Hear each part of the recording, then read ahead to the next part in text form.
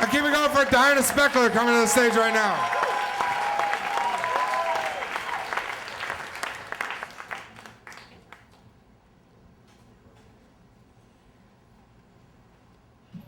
So it's August 1997, and I'm at the beginning of a week-long backpacking trip for University of Colorado incoming freshmen. We're standing at a trailhead, there's 10 of us, in the Rocky Mountains, and our group leader is talking to us about respecting nature. He says, leave no trace. And I'm from Boston, I've never heard anyone talk like that before, so I think it's beautiful, leave no trace. I can relate, it speaks to me because a few months ago, I graduated from high school, my family moved out west, and now suddenly, my childhood bedroom is a stranger's bedroom, and my friends at Thanksgiving are all gonna get together without me, and I've just been so sad about this. Like, I feel like I've just vanished from the only world I've ever known.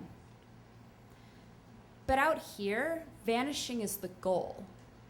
Leave no trace. It's so comforting, like the group leader saying, we're not going to build a fire unless there's already a fire pit, and when we eat, we'll wash our dishes with pine cones and biodegradable soap, and if you take a shit,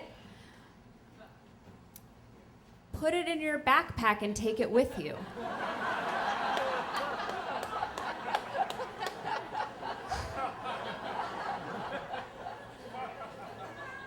And I look around at everyone, and they're all nodding, you know, like, yeah, I totally keep shit in my backpack. Like, I brought Tupperware expressly for that purpose. Like, I always do that.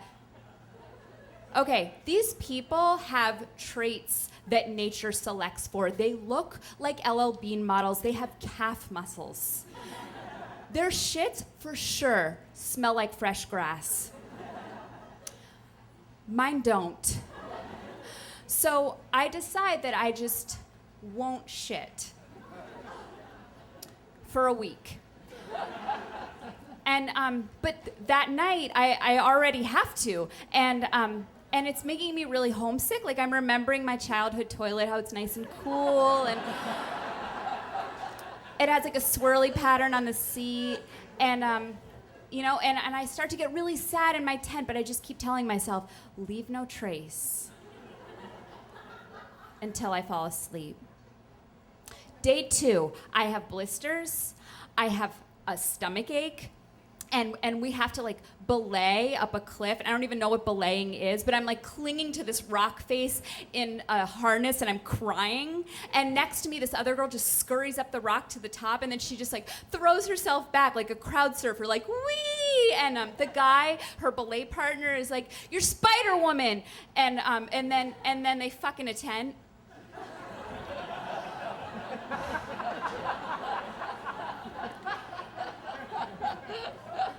Day 3, I wake up before anyone, and nature is calling, and it's not gonna wait.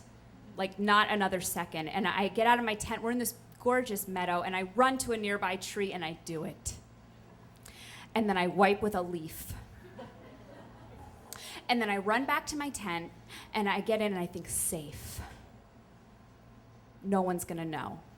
And then I write a nature poem in my journal. And but while I'm writing, someone screams, and everyone rushes out of their tents, and I see one of the girls standing by the spruce tree that I just defiled. And everyone starts running toward her, and my heart's going so hard. I'm like, oh no, no, no. And sure enough, she's pointing at my shit.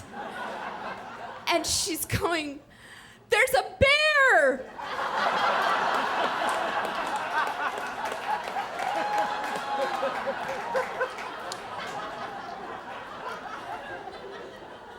And everyone's like, "A bear? Like, who has bear spray?" And someone's like, "I think bear spray is really bad for the environment." And then we all circle up around my shit.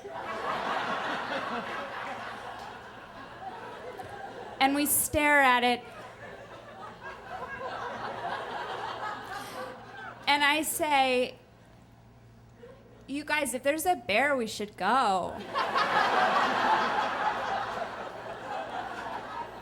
And then the group leader comes over, and he's like, "That's not a bear shit. He's like, that's just a giant human shit. And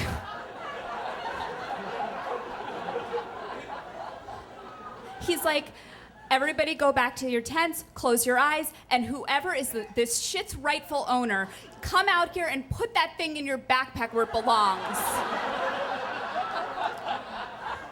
And I'm like, oh my God, he's totally gonna check our packs. He's gonna see I don't have any shits on me. I'm totally busted, you know?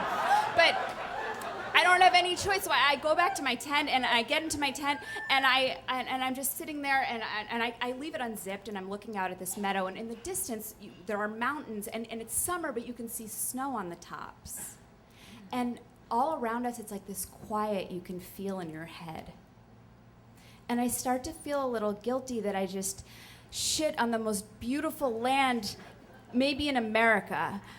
But then in the distance, I'm looking at this tree, and I see on a branch a dirty red old handkerchief on a branch, tied around a branch, and it's barely visible, but it's there. And that's when it hits me that it is impossible to leave no trace. Everything in nature leaves traces of itself. We've been walking the last couple days. Every now and then, we see a footprint, we see a feather. You can't go anywhere and then totally vanish. Like in my childhood home, on the wall, there's probably still pencil marks where our mother tracked our heights. And in the backyard, our dog is buried. Well, I don't claim the shit.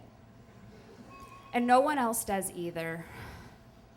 And we hike on, we leave it behind, and the next day, I take another shit in the Rocky Mountains. And the next day, another. And for my 4 years of college, almost every day, I shit in Colorado because it's my home.